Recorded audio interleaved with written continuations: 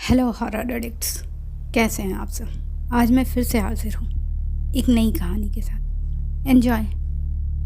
कहते हैं हर घर का एक अतीत होता है, कभी अच्छा तो कभी बुरा।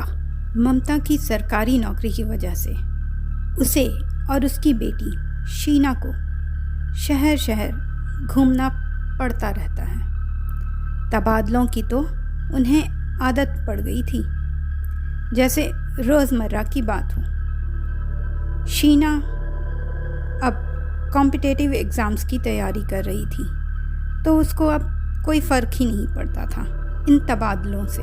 इस बार ममता का ट्रांसफ़र बहुत दूर, बहुत कम आबादी वाली जगह पर हो गया था। इतनी दूरी तय करके अपना सामान उठाए जब वो दोनों उस घर पर पहुंची जो उनको अलॉट हुआ था, उनकी आंखें खुशी से चमक उठी। उनका घर उनकी उम्मीद से कहीं ज़्यादा शानदार था। ये एक 3 मंजिला इमारत थी, शानदार खिड़कियाँ, फुली फर्निश्ड घर और एक बड़ा सा गार्डन।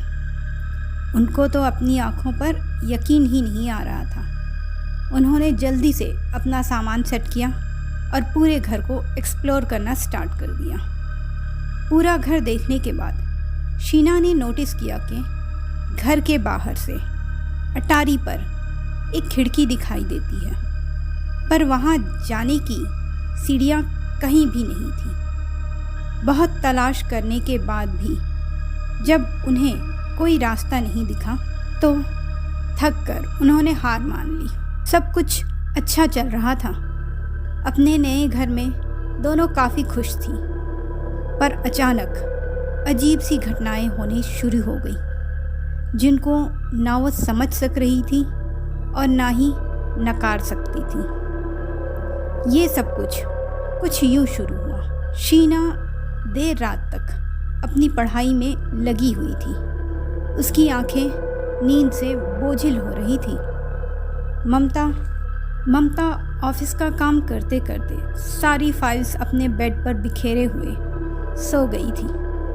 अचानक शीना को दरवाज़ा बंद होने की आवाज़ ज़ोर से आई। उसने पलट कर देखा तो उसकी माँ वहीं बेड पर गहरी नींद में सो रही थी। वो दबे पांव बिना कोई आवाज़ किए रूम से बाहर निकली और हर तरफ देखने लगी। उसे कहीं भी कुछ भी नज़र नहीं आया। उसे लगा शायद कोई वहम हुआ होगा और वो किचन की तरफ पानी पीने के लिए बढ़ गई। उसने फ्रिज खोला और बॉटल से पानी की एक घूंट पी ही थी कि उसे पीछे से कोई साया गुजरने का एहसास हुआ। उसने पलटकर फ्रिज की रोशनी में ही इधर उधर अपनी आँखों को मलते हुए देखा, पर फिर कुछ नहीं दिखा। पानी पीकर जैसे ही उसने फ्रिज का दरवाज़ा बंद किया, डर कर 2 कदम पीछे हट गई। दरवाजे के ठीक पीछे उसकी माँ बुत बनी खड़ी हुई उसे घूर रही थी। उसने हकबकाते हुए कहा, माँ, आप भी जग गई? क्या आपने भी वो आवाज़ सुनी? मुझे तो कुछ नहीं दिखा। कहती हुई वो रूम की तरफ बढ़ गई। जैसे ही उसने दरवाजे का नॉब घुमाकर कमरे में कदम रखा, उसके कदम खुद ब खुद थम गए। डर की एक ठंडी लहर उसके पूरे शरीर में दौड़ गई। उसकी माँ रूम में अभी भी पहले की हालत में ही सोई हुई थी। शीना झट से किचन की तरफ दौड़ी, पर अब वहाँ कोई नहीं था। सुबह होने पर शीना ने रात का सारा किस्सा माँ को सुनाया, तो उन्होंने स्लीप वॉकिंग कहकर बात को आसानी से टाल दिया। इसके कुछ दिनों बाद एक रात शीना सो चुकी थी, पर ममता को नींद नहीं आ रही थी, तो वो बाहर ठंडी हवा में थोड़ी देर टहलने लगी। टहलते हुए उसकी नज़र दूसरी मंजिल की खिड़की पर पड़ी। उसे लगा कोई उसे देख रहा है। उसे समझ नहीं आया कि वो कौन है, पर उसने सोचा शीना ही होगी। उसने हाथ हिलाकर उसे बाहर आने का इशारा किया।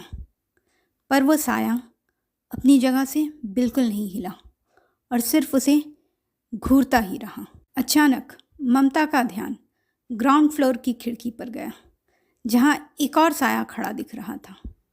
ममता ने सोचा, सिर्फ शीना घर पर है तो शायद पहले वाला साया उसकी आंखों का धोखा था। वो ये सब सोच ही रही थी कि उसका दिमाग चक्कर खाने लगा, क्योंकि अब घर की हर खिड़की पर साए खड़े थे, उसे घूर रहे थे। उसने बदहवासी से डोर की तरफ कदम बढ़ाए और वो कब दौड़ने लगी उसे पता ही नहीं चला। वो हांफते हुए शीना के पास पहुंची, जो अब भी सुकून से सोई हुई थी। उसने घर का चप्पा चप्पा छान मारा, पर कहीं कोई भी नहीं था। घर में किसी के चोरी से घुसने के भी कोई निशान नहीं थे। पर ममता को अब पूरा विश्वास हो गया था कि इस घर में कुछ गड़बड़ तो है। ये घर हॉन्टेड है। अगले दिन डर के मारे ममता शीना को अकेले घर में छोड़कर जाना नहीं चाहती थी, पर ऑफिस में बहुत ज़रूरी मीटिंग होने की वजह से मजबूर होकर उसे जाना पड़ा। ऑफिस में उसे जैसे ही टाइम मिला, उसने उस प्रॉपर्टी के बारे में रिसर्च करना शुरू कर दिया। ये करने में वक्त कैसे गुजर गया उसे पता ही नहीं चला, पर आखिरकार उसे वो मिल गया जिसकी तलाश वो कर रही थी। बहुत साल पहले उसी घर में एक फैमिली रहती थी। उनकी भी शीना के उम्र की एक बेटी थी, जिसने प्यार में धोखा खाकर खुदकुशी कर ली थी।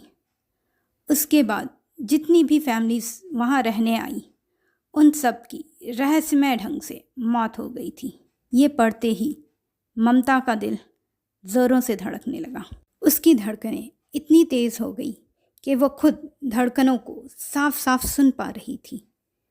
उसका दिल और दिमाग जाने अनजाने भय से भर गया। उसने गाड़ी की चाबी उठाई और कार की तरफ भागी। उसके हाथ डर से कांप रहे थे। वो गाड़ी में चाबी लगा भी नहीं पा रही थी।